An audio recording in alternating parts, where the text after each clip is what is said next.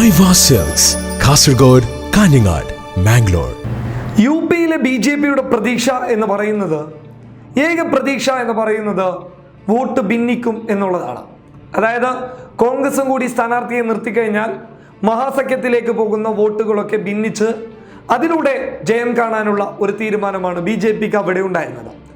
എന്നാൽ ഇന്ത്യ ടുഡേയുടെ ഒരു സർവേ വ്യക്തമാക്കുന്നു, അതായത് ഇന്ത്യ ടുഡേയുടെ ഡാറ്റ ഇന്റലിജൻസ് വിഭാഗം പുറത്തുവിട്ട റിപ്പോർട്ട് വ്യക്തമാക്കുന്നു, അവിടെ കോൺഗ്രസും മഹാസഖ്യവും, അതായത് SP, BSP, RLD അടങ്ങുന്ന മഹാസഖ്യവും കോൺഗ്രസും രഹസ്യധാരണയാണ് 90% മണ്ഡലങ്ങളിലും ഉള്ളത് എന്നതാണ് വ്യക്തമാക്കുന്നുള്ളത്. വ്യക്തമായി പറഞ്ഞു കഴിഞ്ഞാൽ ഇന്ത്യ ടുഡേയുടെ ഡാറ്റ ഇന്റലിജൻസ് വിഭാഗം സർവേ നടത്തിയ 52 മണ്ഡലങ്ങളിൽ 36 മണ്ഡലങ്ങളിലും രഹസ്യധാരണ കാണാൻ വേണ്ടി സാധിച്ചിട്ടുണ്ട് എന്നുള്ളതാണ് ഇന്ത്യ ടുഡേ വ്യക്തമായി പറയുന്നുള്ളത്. അതായത് ഇന്ത്യ ടുഡേ വ്യക്തമാക്കുന്നത് ഈ ജാദവരുടെ വോട്ടുകൾ BSPയിലേക്കാണ്, യാദവരുടെ വോട്ടുകൾ SP-യിലേക്കാണ് പോവാറുള്ളത്. അതുപോലെ തന്നെ മുസ്ലിങ്ങളുടെ വോട്ടുകളും SP-യിലേക്കാണ് പോകുന്നത്. ഉയർന്ന ജാതിക്കാരുടെയും ജാദവരല്ലാത്ത ദളിതരുടെയും യാദവരല്ലാത്ത OBC-കാരുടെയും വോട്ടുകൾ പോകുന്നത് BJPയിലേക്കാണ്. അപ്പോൾ ഇങ്ങനെയാണ് അവിടെ വോട്ട് ഡിവൈഡ് ചെയ്തിട്ടുള്ളത്. എന്നാൽ ഇതിനിടയിൽ കോൺഗ്രസിന്റെ കടന്നുവരൽ നടക്കുമ്പോൾ എന്ത് മാറ്റമാണ് ഉണ്ടാകാൻ വേണ്ടി പോകുന്നത്? ചില മണ്ഡലങ്ങളിൽ കോൺഗ്രസ് വ്യക്തമായിട്ടുള്ള വിജയസാധ്യത കാണുന്നുണ്ട്.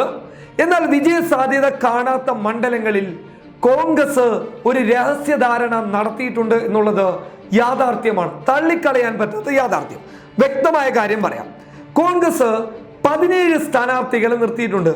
ഈ 17 സ്ഥാനാർത്ഥികൾ എന്ന് പറയുന്നത് ബ്രാഹ്മൺ, രാജ്പുത്, വൈശ്യ, ജാട്ട് എന്നീ വിഭാഗങ്ങളിൽപ്പെട്ട ആളുകളാണ്. ഈ വിഭാഗങ്ങളിൽ നിന്നും 2014 തിരഞ്ഞെടുപ്പിൽ 70% വോട്ടുകളും ചെന്നെത്തിയത് BJPയിലേക്കാണ്.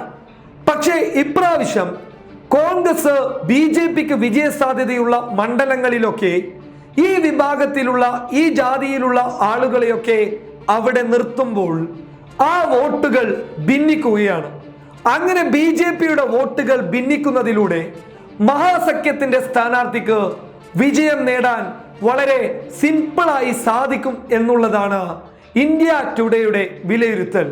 ഞെട്ടിപ്പിക്കുന്ന നീക്കം എന്ന് വേണമെങ്കിൽ ഇതിനെ വിശേഷിപ്പിച്ചേ മതിയാകൂ. അത് മാത്രമല്ല, മുലായം സിംഗ് യാദവ് മത്സരിക്കുന്ന മണ്ഡലത്തിൽ കോൺഗ്രസ് സ്ഥാനാർത്ഥിയെ നിർത്തിയിട്ടില്ല. അതോടൊപ്പം അദ്ദേഹത്തിന്റെ അനന്തരവൻ അക്ഷയ് യാദവ് മത്സരിക്കുന്ന മണ്ഡലത്തിലും സ്ഥാനാർത്ഥിയില്ല. അഖിലേഷ് യാദവിന്റെ ഭാര്യ ടിംപിൾ മത്സരിക്കുന്ന കന്നോജ് മണ്ഡലത്തിലും കോൺഗ്രസ് സ്ഥാനാർത്ഥിയെ നിർത്തിയിട്ടില്ല.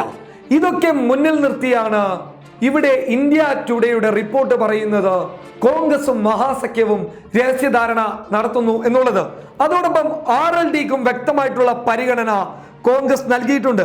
RLDയുടെ അജിത് സിംഗ് മത്സരിക്കുന്ന മുസാഫർ നഗറിലും നിലവിൽ കോൺഗ്രസ് സ്ഥാനാർത്ഥിയെ നിർത്തിയിട്ടില്ല എന്നുള്ളത് യാഥാർത്ഥ്യമാണ്. മകൻ ജയന്ത് ചൗധരി മത്സരിക്കുന്ന മണ്ഡലത്തിലും സ്ഥാനാർത്ഥിയെ നിർത്തിയിട്ടില്ല. ഇത് എടുത്തു പറഞ്ഞാൽ ഒരു നിർണായക നീക്കമാണ് അവിടെ കോൺഗ്രസും മഹാസഖ്യവും നടത്തിയിട്ടുള്ളത്.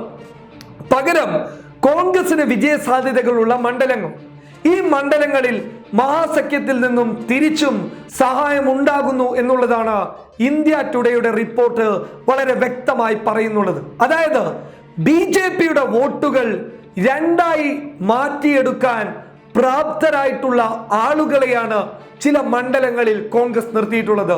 ഉയർന്ന ജാതിക്കാരുടെ വോട്ടുകൾ പരിപൂർണമായിട്ടും മാറ്റാൻ സാധിക്കില്ലെങ്കിൽ പോലും അതിൽ നിന്നും പകുതിയിലധികമെങ്കിലും വോട്ടുകൾ പിടിച്ചെടുക്കാനുള്ള നീക്കമാണ് നിലവിൽ കോൺഗ്രസ് മഹാസഖ്യത്തിന് വിജയസാധ്യതയുള്ള മണ്ഡലങ്ങളിൽ നിലവിൽ ചെയ്യുന്നുള്ളത്. ഇത് അടിസ്ഥാനപ്പെടുത്തി ഇന്ത്യ ടുഡേ പറയുന്നു ഏകദേശം 80 മണ്ഡലങ്ങളിൽ 90% എല്ലായിടത്തും രഹസ്യധാരണയുണ്ട് എന്നുള്ളതാണ് ഇന്ത്യ ടുഡേയുടെ വിലയിരുത്തൽ. News desk public Kerala.